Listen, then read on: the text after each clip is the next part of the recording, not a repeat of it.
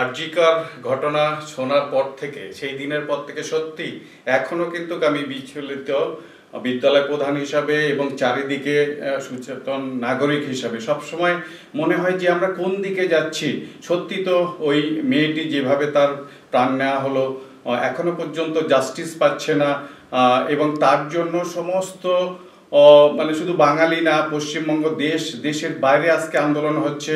এই ক্ষেত্রে আমরা যারা আন্দোলন করছি তাদেরও বুঝতে হবে, যেহেতু একটা বিচারাধীন তদন্ত চলছে, সেই তদন্ত যাতে নির্বিঘ্নে এবং সঠিকভাবে হয় সেটার জন্য আমাদের ধৈর্য দেখাতে হবে। এবং সেই সাথে সাথে যারা যারা জাস্টিস চাচ্ছে, এবং আমরা দেখছি বিদ্যালয় ছোট্ট ছোট্ট ছাত্রছাত্রীরাও তারা এই জাস্টিসের জন্য তারাও আওয়াজ তুলছে।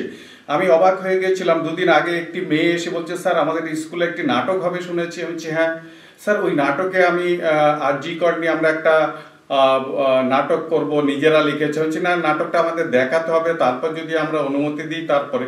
আমি অবাক হলাম যে এই মেয়েটি তো এইটা নিয়ে এই ধরনের কথা বলা নয়, কিন্তু ও যেভাবে দেখছে, বাড়িতে দেখছে, টিভিতে দেখছে, রাস্তাঘাট ব্লক হয়ে যাচ্ছে। আমাদের মনে রাখতে হবে, আমরা যদি এইভাবে আন্দোলন চালিয়ে যাই, রাস্তাঘাট ব্লক করে দিই, যারা ডাক্তার আছে তারা রোগী না দেখে যদি রাস্তায় নামে, তাহলে যেমন আর একটা প্রাণের সংশয়ের সম্ভাবনা থেকে যাচ্ছে, অনেকগুলো প্রাণের সংশয় থেকে যাচ্ছে, তারা চিকিৎসা থেকে বঞ্চিত হচ্ছে।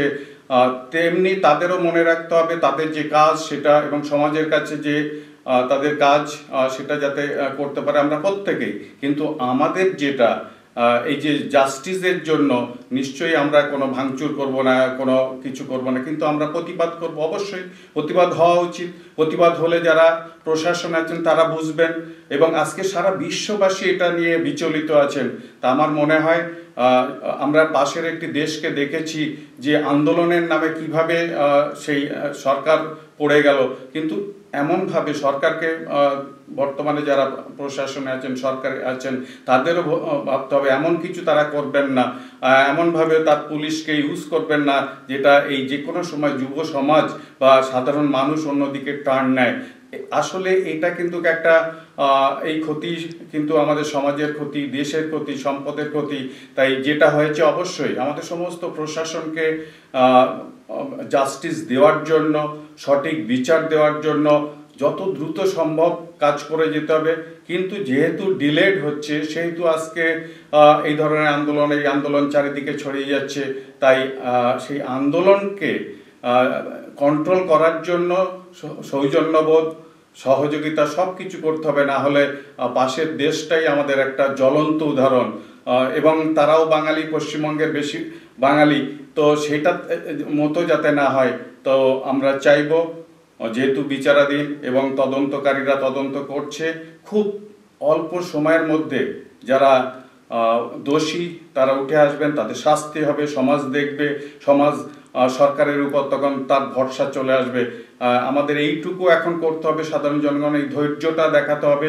অবশ্যই যেহেতু আমরা মানুষ, আমাদেরও উত্তেজনা আছে, আমাদেরও ধৈর্যের সীমা আছে, এই জন্যই সেই বাঁধ হয়তো ভেঙে যাচ্ছে।